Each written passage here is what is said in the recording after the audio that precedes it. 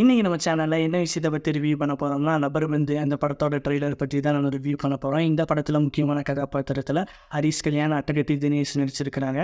இந்த படத்துக்கு சாண்ட்ரோடன் மியூசிக் பண்ணியிருக்கிறாரு. இந்த படத்தை தமிழரசன் பச்சைமுத்துங்கிற ஒரு புதுமுக டைரக்டர் டைரக்ஷன் பண்ணியிருக்கிறாரு. இந்த படத்தோட ட்ரெய்லர் எப்படி ஆரம்பிக்கிறாங்கன்னா, ஒரு கிராமத்தை காட்டுறாங்க.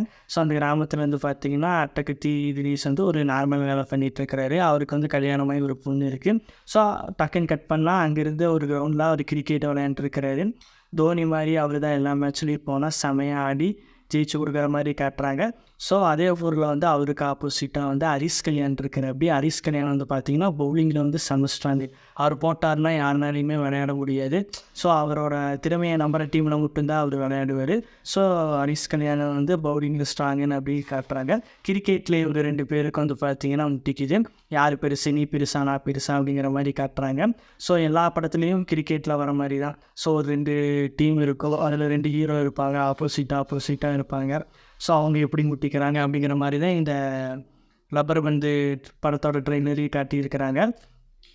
ஸோ இவங்க 2 கிரிக்கெட் ப்ராப்ளம் வந்து தனிப்பட்ட முறையில் வந்து எப்படி பர்சனல் ப்ராப்ளமாக மாறுது அப்படிங்கிற மாதிரி காட்டியிருக்கிறாங்க. அப்படியே போகுது, அப்படியே இன்ட்ரெஸ்டிங்காக அப்படியே போகுது பரபரப்பாக.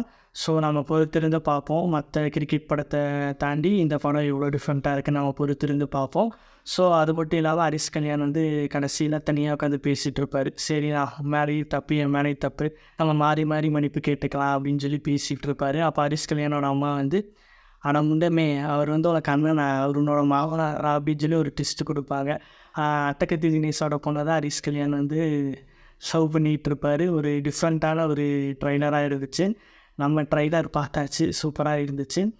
எல்லா படத்துலேயும் வர மாதிரி இதோ ஒரு கிரிக்கெட்டு படம் தானே நமக்கு தெரியுது. எல்லா படத்தை தாண்டி எப்படி டிஃப்ரெண்ட்டாக இருக்குதுன்னு நம்ம பார்ப்போம். ஸோ நம்ம இந்த ட்ரெய்லர் பார்த்தாச்சு, செமையாக இருக்குது. நீங்களும் இந்த ட்ரெய்லர் பார்த்துருந்தீங்கன்னா மறக்காமல் உங்களோட ஒப்பீனியனை நம்ம கமெண்ட் பாக்ஸில் சொல்லிட்டு போங்க. தேங்க்யூ.